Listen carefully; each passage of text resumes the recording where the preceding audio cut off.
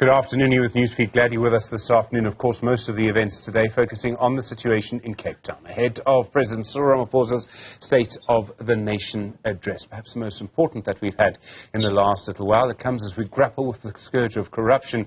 This is having a dire impact on citizens and the government's commitment to deliver services. While there have been many promises in the last few years to fight corruption, so many questions remain about whether any progress has been made.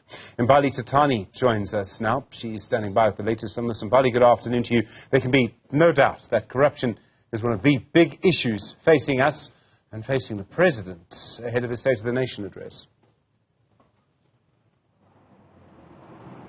That's right, Stephen. Of course, we are just a few hours away from hearing President Cyril Ramaphosa give that State of the Nation address. And you would know that one of the key focuses is always around, corruption in this country. And, one would say that's also the ticket that when he came into this presidency, he has continued to highlight. And a number of people and analysts have even said that, when you look at the energy crisis and also look at what stems from the State Capture Commission of Inquiry, one would say that corruption is also the root cause of where we find ourselves now as a country, as we battle many crises. I'm just going to bring in now civil society groups, and of course this being Public Interest South Africa. His name is Tebogo Gas.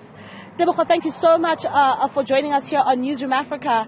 As civil society groups, what are your expectations when it comes to the State of the Nation address? Yeah, well, as a matter of fact, and quite honestly, our expectations are very low, quite honest. We just need to see, like everybody else, the major issues being electricity, the crime, and poverty being alleviated. But obviously in the past, we've had same stories around those three things that I've just mentioned. I mean, unemployment, energy crisis that we are facing, and even the crime. And quite honestly, we just need the president this time around to give us the days, the timelines as to when is it intending to tackle the issue of crime. We hear there's a NECC or NECAM or whatever it is, that the committee that they form to deal with electricity, but we don't see anything, because every day we have to shed at least 6 hours of energy, and that contributes to difficulties to small businesses especially, and the economy. And unless the power is sorted out, a lot of other issues will just remain just there, because even crime is related to lack of energy. Another topic me and you were discussing a bit earlier on is that we find ourselves under, serious stages of load shedding in this country. And one would say that you attribute this to corruption in this country and, of course, the evidence in which we have seen from the State Capture Commission of Inquiry. Yeah, no, absolutely. And no, I mean, you would have seen when there was rumors or swelling that there will be a declaration of a state of disaster around energy. Everybody stood up in arms and said, no, what, another avenue for corruption? Because, yes, we know, not so long ago we had what was called PPE corruption, where entrepreneurs or Kardashians fed themselves at the Kardashians, not the Kardashians, the real Kardashians, the African National Congress cadres, who looted money meant to go and help people with health-related issues that are caused by COVID. We've got no less than a Minister of Health themselves implicated in serious corruption. So there we are with the energy disaster that is looming, or that is not looming, the looming announcement that we believe is going to be done. We cannot have a Gwede Mantashe behind making decisions unfettered with the powers that come with a declaration of a state of disaster around energy. Because we know that already he's been implicated with Busasa. There's also rumors swirling about some of his relatives' involvement in the energy procurement space. We cannot go in there. We cannot go in blindly anymore. And even worse, we still have Minister Nkosazana Zuma at the helm. Not so long ago, we couldn't even buy rotisseries from a famous retailer, the chicken. We couldn't even buy open-toes shoes.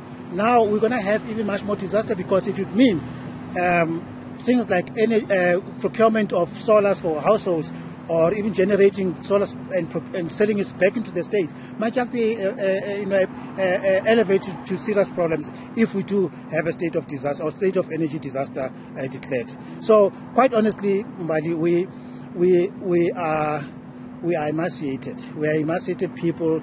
we're saying, please, to Mr. President, we know it's too late to change your speech if somebody has already written it for you. But about the plight of small businesses, the plight of people who rely on energy every day, everybody in fact, rests in his hands. We just need him to make pronouncements as to when are we getting energy resolved, when are we going to get power restored. Thank you very much. Of course, that is Tebogo Kgasi, is from Public Interests of South Africa. And I must say, Stephen, that as much as Tebogo says that he's not expecting much from the State of the Nation address today, and that's basically the sentiments that we've been seeing from a number of these civil society groups, where they are also saying that, well, we know that it will just be a talk shop, it will be something that's just on paper, but when it comes to the implementation on the ground, it's something that a number of South Africans will not be able to see. But of course, saying that one priority being the president needs to prioritize the energy. And of course, that's something that we are hearing or waiting to hear from him. And we know that it will be a heavy loaded SONA address, specifically with direction looking into the energy crisis in this country. Mbali Thethani, thank you very much indeed for that update from the streets of Joburg.